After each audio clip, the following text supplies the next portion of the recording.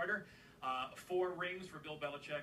A lot of baggage, though, going back to Spygate and this year with the Deflategate controversy. How does that affect his legacy? Just like Darrelle Revis, he'll be in Canton someday.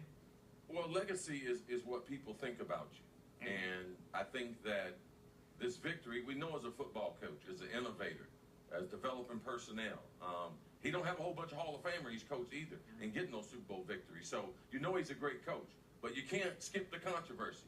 You can't skip the last investigation, Spygate.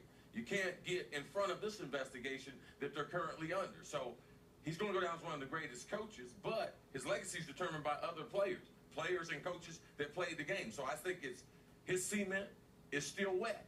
It's not dry yet, but he will go down as one of the greatest. But this investigation is huge to determine what everyone else says. What does it do, though? I mean, obviously, you see this a little bit differently based on this morning show, but in terms of, you just said he's one of the greatest coaches of all time. He's done it without Hall of Famers. That he's about player development, teaching guys how to become a pro.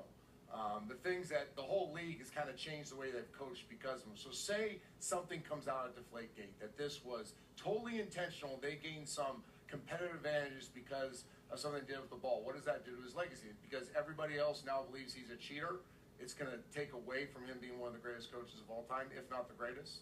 If they find information that those balls were deliberately taken air out of, yes, it will affect his legacy. Because this is a game about integrity, and it's a game about rules. Now, it's not a matter of everyone else breaking them. You got caught.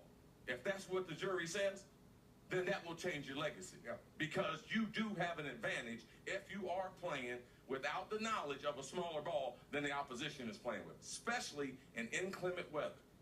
Especially in inclement weather, a smaller ball helps you. I think that's subjective. I think 2 things. I agree with you that this league's based on rules and that it doesn't matter if other people are bending them as well, as me and you both know they are. If they get caught... No, I don't know that. No, I don't know that. You don't know what? I don't know that other people are bending the rules. You don't know that teams have stashed players on IR for years because they could pay more for the salary cap, that their practice habits, they're doing one-on-one pass rush drills in the offseason when they're not supposed to, that they're constantly testing the boundaries of NFL rules. Right, there are different ways to go about trying to get a slight edge. I do have a problem with this. A smaller ball, because it has 2 PSI less in it, is not as wild as a competitive advantage as you made out to sound.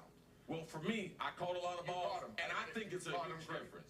It's just a difference in opinion. I respect your opinion. Exactly. All right? I just think... If I catch a ball that's 10-1, 10-5, it makes a huge difference in being 12-5. And I think tonight, one of the conversations I heard going into tonight's game was that, what if he doesn't throw the ball well? What if receivers drop it? What if they fumble the ball? Because we know tonight's balls fit the regulation. Right. 108 of them. He broke the completion record. He was as precise as he's ever been. Right. They didn't drop any balls, and they didn't fumble any balls. So I don't think their ability to perform has anything to do with the pressure in a football. Now, it was perfect conditions. I'll give you that. And maybe the argument around this is bad weather, a softer ball being easier. But I think they kind of stamped the whole ball issue that this ball is just as easy to throw as that other ball they played with against Indianapolis. Still to come here on SportsCenter. We had a great week of Dilfer's dimes. We ran back the top dimes from the first 48 Super Bowls.